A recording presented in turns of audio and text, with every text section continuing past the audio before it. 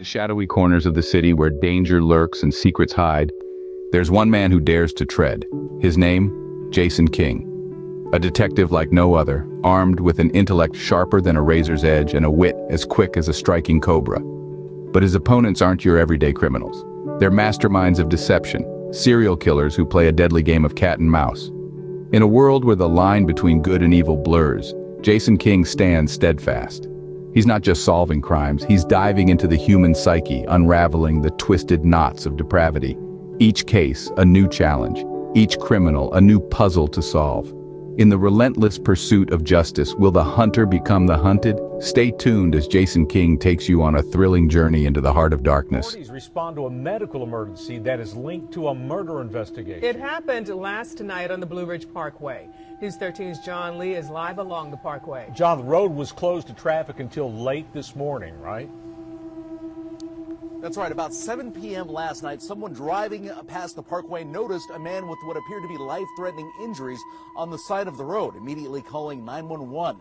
Later, investigators realizing both suspects are tied to a murder probe. This weekend, authorities in Virginia classified 2 fugitives as armed and dangerous. Chief Ranger Neil Labrie says, as it turns out, murder suspects Amanda Taylor and Sean Ball were also a danger to each other. The male accomplice in that suffered injuries at the hand of the female suspect. Sunday night, someone spotted Ball along the parkway between the 74 on-ramp and Hendersonville Road. Labrie says how the injuries occurred is still under investigation. We basically had visitors driving by that observed the male subject on the side of the road, and that he was unresponsive and called 911. Ball is in critical but stable condition. Later, the highway patrol tailed Taylor on I-40. After a short chase, she was taken into custody near the McDowell-Burke County line. I killed Charlie at 3:27. I purposely did that. Why did you purposely? What happened on 3:20? Because that's mine and Rex's day. That's our birthday. We have the same birthday. Okay. That was always our thing, was 3:27. Mm-hmm. But I started stabbing him. I had a knife. It's a knife Sean got me for my birthdays. And so I just started stabbing him, and he stopped moving, and Sean hit him to make sure he was dead. Do you remember where you stabbed Charlie at, where the places that you stabbed him at? I tried really hard to stab him in his chest. Well, how did you get the blood off of you? I had there was none on me. I got like one little drop on me, but it was mainly, I guess, since the knife was so big, that it didn't really come back out on me or something. I don't know. But there was a bottle of Febreze in the Jeep, and I just sprayed it on there. She had really no emotion about it. She described it as if she was baking bread.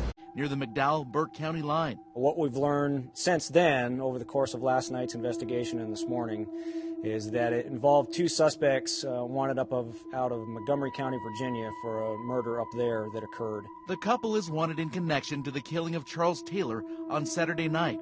He's Amanda Taylor's former father-in-law. On her Facebook page, Taylor claims she proudly did it, and though she loves her children, she says the murder victim killed her husband. One of the comments to that post calls Taylor a sick individual. Chief Ranger Labrie says the FBI has taken a lead in the case. And because of the federal nexus of the property, the FBI...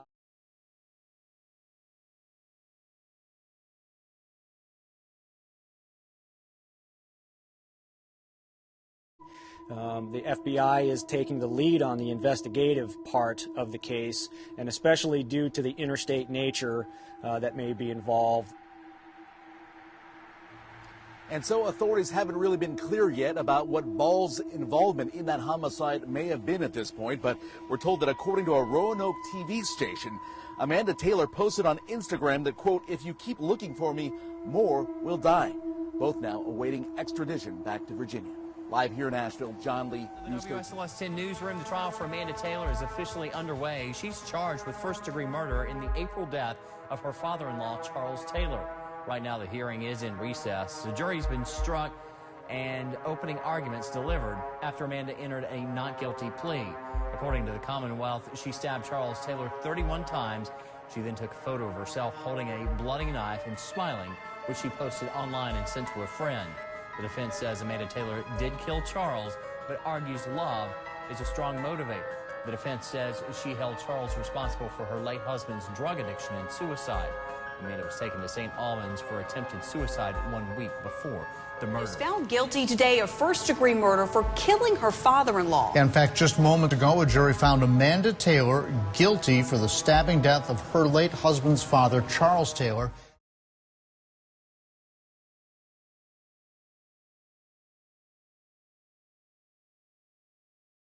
This was back on April 4th of this year. WSOS 10's Bethany Teague was in court today following this case. She joins us now outside of the courthouse. So, Bethany, so often in these cases, the attorneys always tell us we have to wait till the case goes to trial before they'll reveal information. So what did we learn today? Hi, John. We learned today that Amanda Taylor stabbed her father-in-law, Charles Taylor, 31 times. The medical examiner said that 11 of those stab wounds would have been lethal, all on their own. We also heard from testimony today that Amanda Taylor described the murder as having felt like her first roller coaster ride at Carowinds. After the murder, Taylor then posed for a picture in front of Charles's body, holding a bloody knife and smirking.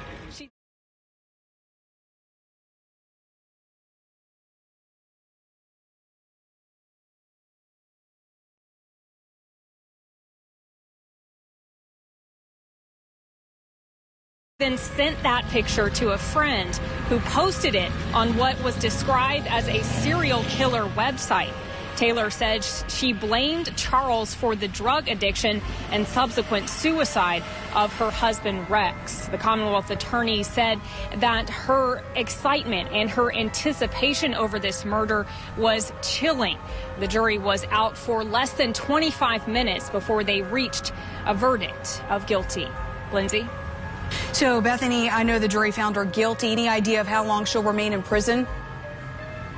Well, the jury is actually back in the courtroom right now deciding her sentencing phase. They will be deciding whether she will spend the rest of her life in prison. We expect to have that update for you coming up at 6 o'clock.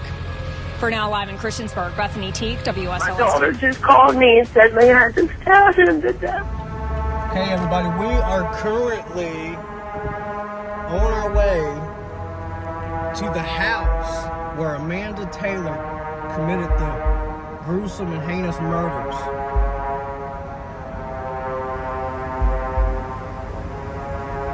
On our way there now.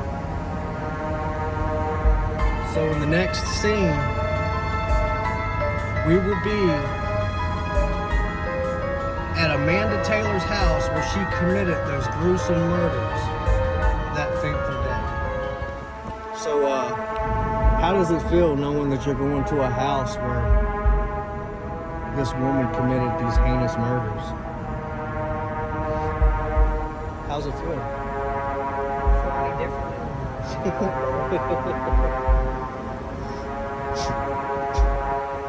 Are you excited?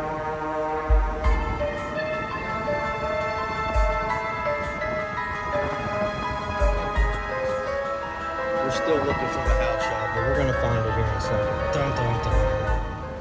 Okay, we are here on the road that Amanda Taylor originally committed the murders of the house. We're headed to the house now where she committed those awful murders. Right here it is, Den Hill Road.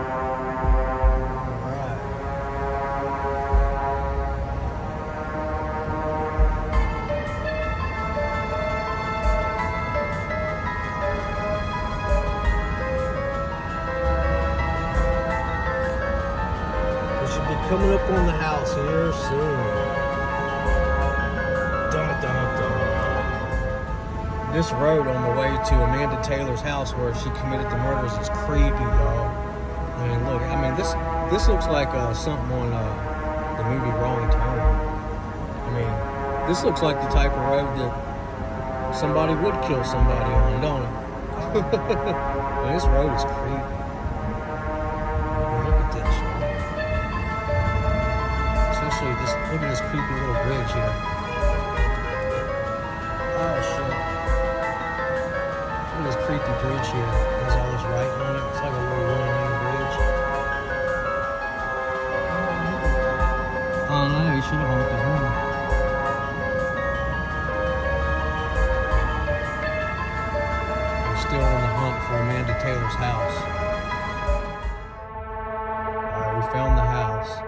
gotta go back across this creepy bridge.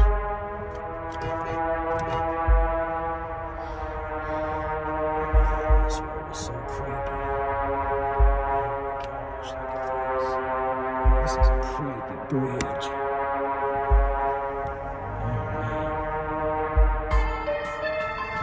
We are on the way to Amanda Taylor's house where she committed the murders. Look how creepy this road is, y'all. This is the road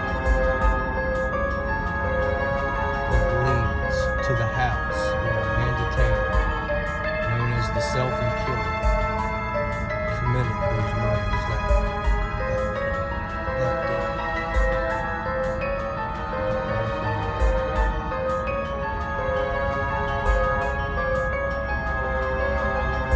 Next scene, we will be at the house. See you all later.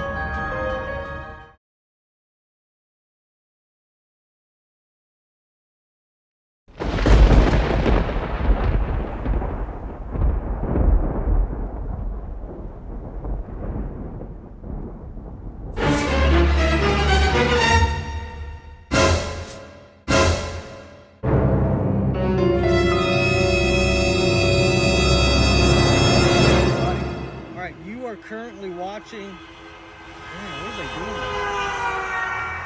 We got some road rage going on right off the side of the road right here. That's what you're hearing. This guy just went chasing this car real close behind this other car, laying on the horn. You can still hear it. But anyways, sorry about the interruption. You are watching Crime Stories with Jason King here at Delphi After Dawn. Thank you for tuning in. We are currently at this house that you see behind me is the infamous Amanda Taylor murder house. This is right here is where Amanda Taylor butchered Charles, Rex's father, okay? Amanda Taylor blamed Rex's father, Charles, for Rex's death. And this is what's messed up about the whole situation. It happened around Easter, so you would think a normal parent would be going out buying an Easter basket for their son. But instead, in this household, in this family, she was committing murder instead of buying an Easter basket for their son. And the little boy's father committed suicide on the boy's birthday. That's the kind of dysfunctional family that this was. Okay, that's what's crazy about this situation. And what is even more crazy about the awful murders that took place in this house right here behind me is the fact that the guy that she butchered, Charles, okay, he was here. Charles lived in this house, okay, with his elderly father who was bedridden.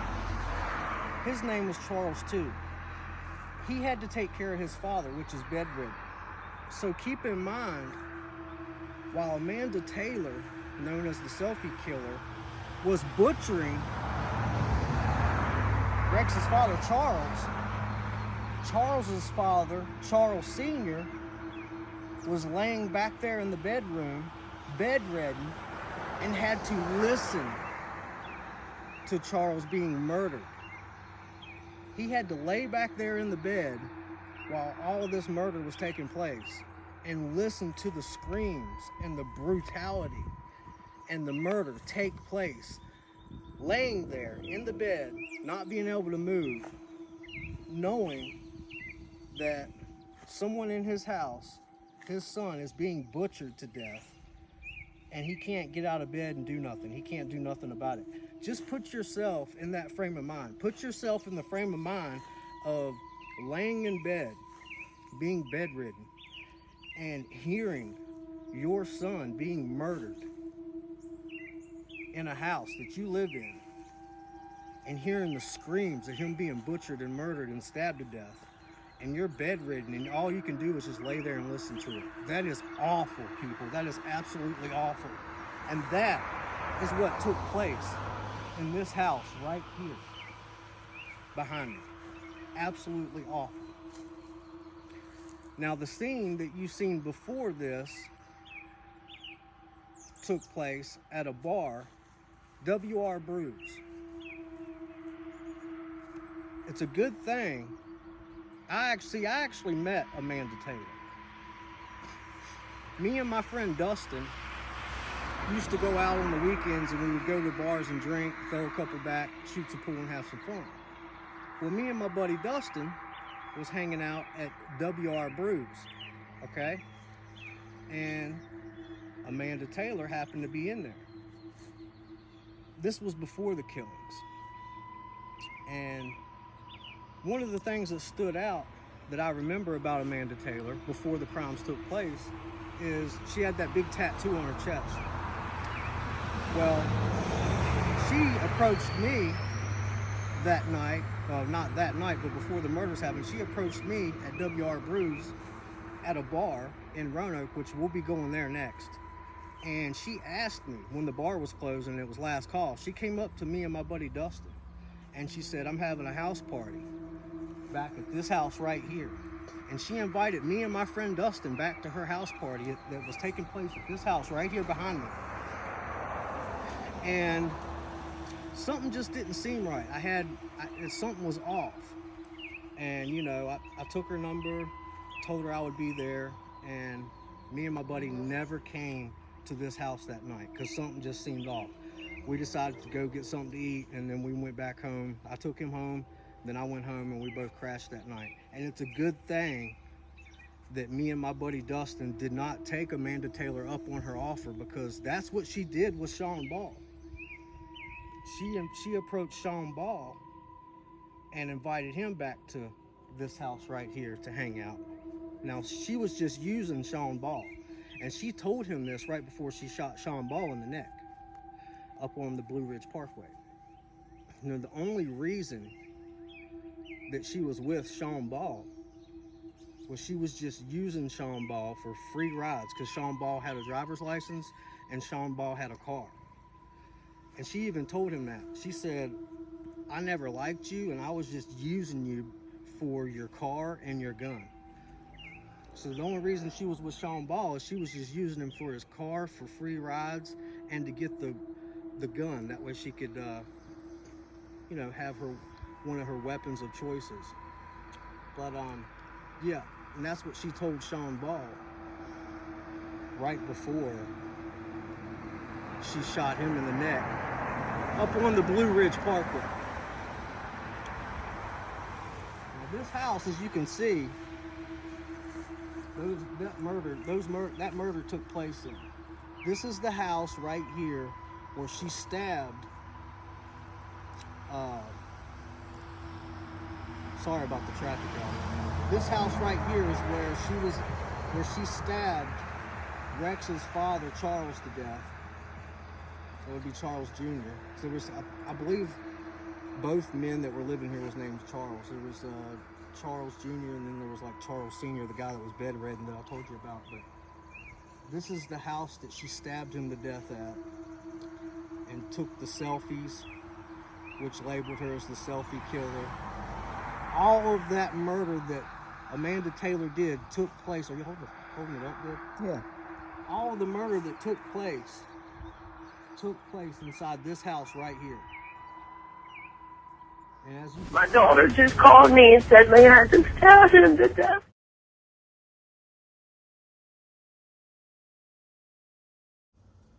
Now I get a tour of the inside of the shed where Rex Taylor hung himself. I must say, while I was there was a few times I got a slight chill on the back of my neck that ran down my spine. And it kind of makes you wonder, is Rex Taylor's spirit still bound to the property and shed where he took his life that fateful day? It kind of makes you wonder. Now the homeowner gives me a quick tour of the inside of the shed where Rex committed suicide and the inside of the house where Amanda Taylor committed the murder. My daughter just called me and said they had to stab him to death. Hey, my name's Kyle. This is the Den Hill Road house, or this is the barn rather. There, somebody hung himself. Up here, this is a little rocking horse. I think he's missing an eye. He really fits the part for nasty haunted item. Wow. But when I moved in here, he was hanging out up here, and then at some point he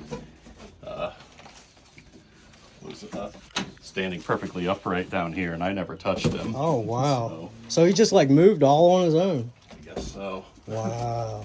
But, you know, I don't really believe in any of this stuff, so. Right. That's the only thing out of the ordinary. In between me, no, I won't stand up. In between me moving in and the murder, you know, some hippies came in. They lived here and they saged the whole house, and they really changed the whole feeling of the house. So by the time I got here, it didn't feel like anything out of the ordinary. Right, that's what's happening. Here we got some what could be bullet holes. I can't imagine what else they'd be. Yeah, that's what I think it looks like too. But yeah, as far as where he actually hung himself, I don't know. I try not to spend too much time in this barn. Right. Yeah, it is got a little creepy feel to it, don't it? Yeah. Wonder where he would have done it at. Let's see. But yeah, I mean, his mother comes by. That's what I thought you guys were when I saw a car in the driveway. His mother comes by every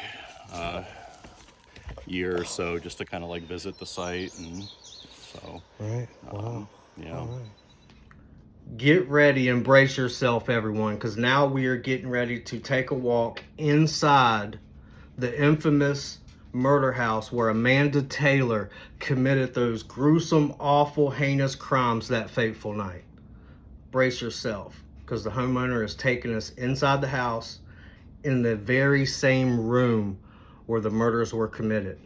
So brace yourself and get ready. Come with me. Let's take a look. So if you see the selfie,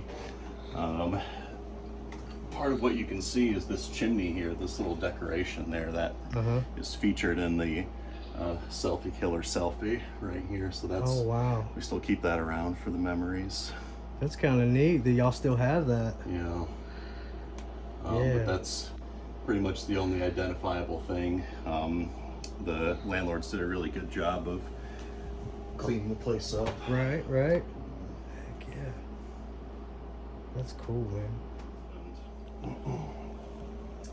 Or the father,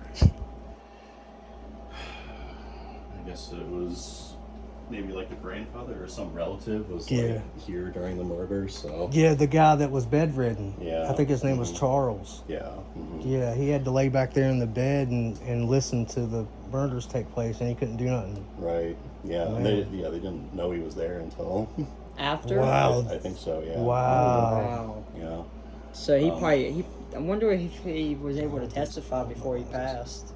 Probably not, because he was in bad health. Yeah, probably because that's crazy. Oh wow. Just touching the same thing that they touched is like kind of wild. Yeah, I believe this is the wall that had that, you know, just like all the blood and stuff. Yeah. Oh, it's the same wall right here. Yeah. Did they just paint over it? The landlords, one of them is a retired carpenter, and so he just like completely redid everything. Wow. Like he really transformed this place, and I think he had a lot of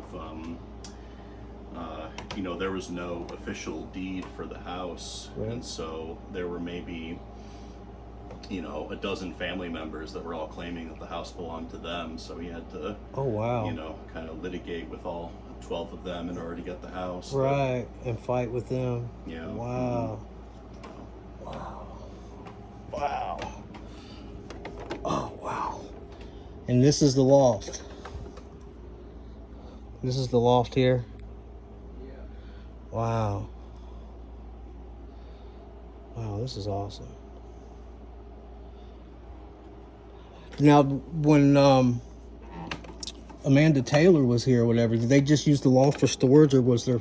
You think they stayed up here? Or? I mean, if they're, I'm too tall to hang out anywhere, but in the center on there. But when those hippie roommates that I was talking about, when they lived here, they were both pretty short, and they just like did yoga out there. Oh yeah, they kind of made the loft their little yoga spot or whatever. They loved it up there. They had Christmas lights strung up around there, so they loved that spot. Heck yeah. Wow. Is there brace yourself, everybody. So come with me while we take a trip to WR Brews. WR Brews is the bar where the infamous Amanda Taylor, known as the Selfie Killer, approached me and my friend Dustin one night. This was before the murders took place. She invited me and my friend Dustin back to her so-called house party, where she probably planned on killing me and my friend Dustin, because that's how she approached Sean Ball. She approached him the exact same way, inviting him back to her house at a so-called house party. But come with me, because our next trip is going to be at WR Brews, the bar where me and my friend Dustin got to meet the infamous Amanda Taylor, also known as the Selfie Killer. So come with me. Let's take a trip to WR Brews. Come on. What's up, everyone? This is the bar where Amanda Taylor, known as the Selfie Killer, approached me and my buddy Dustin when we were hanging out here at WR Brews right here. This is the bar where me and my buddy Dustin was hanging out at WR Brews the night Amanda Taylor approached us and invited us back to her house party. All right, what's up, everybody? All right, this right here, I'm standing out in front of the bar, WR Brews. This bar behind me is the exact bar where me and my buddy Dustin was hanging out at the night Amanda Taylor approached us and invited us back to her house party. Me and my friend Dustin got a super weird vibe, and when she gave me her phone number and she invited me and him back to that house party that night, something just did not seem right, and we got weird vibes, and something just told us, not to go. So I threw her number away, and we went to get breakfast at Denny's that night, and then I dropped him off, and then I went back home, and we both crashed that night. And it's a very good thing we did not take Amanda Taylor, known as the Selfie Killer, up on her offer to go back to her house that night, because the same offer that she offered me and my buddy Dustin is the exact same offer that she offered Sean Ball right before she used him for free rides and his gun, and then took him up on the Blue Ridge Parkway, shot him in the neck, and left him for dead. But this right here is the bar that we were hanging out that night when we actually got to meet the infamous Selfie Killer, Amanda Taylor. Get ready to join me as I take a deep dive and tell you all a detailed story of the infamous Selfie Killer, Amanda Taylor, and her brutal crimes that she committed.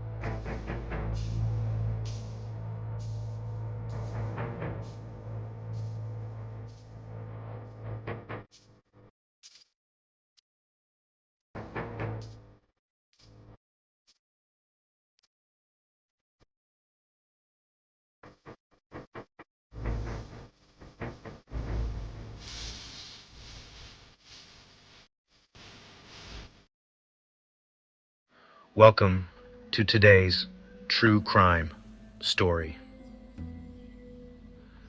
This is the chilling tale of Amanda Taylor, also known as the infamous Selfie Killer. Join us as we delve into the dark and twisted events that led to her notoriety. Amanda Taylor's story is one that both shocks and fascinates. Her journey from an ordinary life to becoming a cold-blooded killer is marked by a series of disturbing events. Today, we will uncover the details of her crimes and try to understand what drove her to such extreme actions. Jason King here, diving into one of the most chilling true crime stories you'll ever hear. Today, I'm recounting the dark tale of Amanda Taylor, infamously known as the Selfie Killer. Buckle up, because this one is going to send chills down your spine. Amanda Taylor's story begins with the tragic suicide of her husband, Rex Taylor, in August 2014. Devastated and seeking revenge, Amanda's life took a dark turn. On April 4th, 2015, Amanda, along with her accomplice and friend Sean Ball, planned to kill Rex's father, Charles Taylor. Amanda blamed Charles for Rex's death, believing he had contributed to his son's depression. The duo drove to Charles Taylor's house in Virginia. Amanda entered the home, armed with a knife, and found Charles sitting in his recliner. Without a word, she attacked him, stabbing him repeatedly.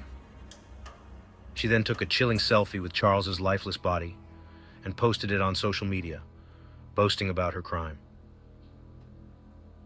That photo earned her the moniker Selfie Killer. Fleeing the scene, Amanda and Sean went on the run. They traveled from Virginia to North Carolina, where they planned their next murder. Their target was a friend of Amanda's, who she believed had wronged her. But before they could carry out another heinous act, police caught up with them. Amanda was arrested on April 6, 2015 in North Carolina, following a high-speed chase. Her capture was dramatic, with Amanda trying to evade the police until the very end. Once in custody, Amanda was subjected to a grueling interrogation. During the interrogation, Amanda showed little remorse for her actions. She recounted the murder of Charles Taylor with chilling detachment, almost bragging about her crime. The investigators were struck by her lack of empathy and her calm demeanor. She confessed to the murder, detailing her motivations and actions with disturbing clarity. The trial was swift. Amanda Taylor was charged with first-degree murder and sentenced to life in prison without the possibility of parole. The courtroom was tense, with Amanda maintaining her cold, emotionless facade throughout the proceedings. Her lack of remorse and the horrifying nature of her crime left a lasting impression on everyone present. Amanda's story doesn't end there, though. While in prison, she continued to exhibit disturbing behavior, including threatening fellow inmates and guards. Her notoriety only grew, with many true crime enthusiasts delving into her case, trying to understand what drove her to commit such a brutal act. Amanda Taylor's dark tale serves as a grim reminder of how grief and vengeance can lead to unimaginable violence. Her chilling lack of remorse and the cold-blooded nature of her crime continue to haunt those who hear her story. That's it for today's deep dive into the twisted mind of Amanda Taylor, the Selfie Killer. Remember, true crime fans, the world can be a dark place. So stay safe out there. Until next time, this is Jason King, Amanda Taylor, known infamously as the Selfie Killer, shocked the world with her chilling crimes.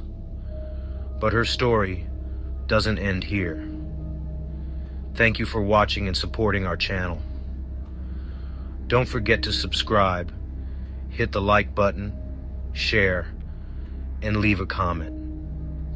Stay tuned for more gripping, true crime stories. See you next time.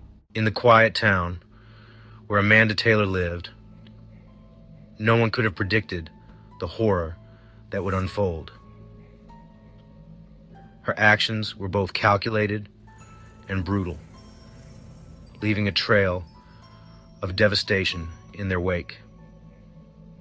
The community was left in shock, grappling with the unimaginable reality of her crimes. The aftermath of Amanda Taylor's actions was felt deeply by all who knew her victims. Families were torn apart, and the town struggled to find a sense of normalcy. The legal proceedings that followed were a testament to the severity of her crimes, as justice sought to bring closure to those affected. Thank you for joining us on this journey into the dark world of Amanda Taylor. If you found this story compelling, please subscribe to our channel, hit the like button, share with your friends, and leave a comment. Your support helps us bring more true crime stories to light. Until next time, stay safe. In the shadowy underworld of crime, where the ordinary meets the extraordinary, you've been journeying with me, Jason King. We've dissected the minds of some of the most notorious serial killers, peeling back the layers of their darkest secrets. Every shadowy corner we've turned, every chilling confession we've analyzed, has been a step deeper into the abyss. But remember, the abyss also gazes back. So brace yourself as we prepare to dive even deeper. Next time, we'll unravel a tale so twisted, it will make your spine tingle with anticipation. An enigma so intricate, it will have you questioning everything you thought you knew. Until then, keep your eyes open and your mind sharp. This is Jason King, signing off.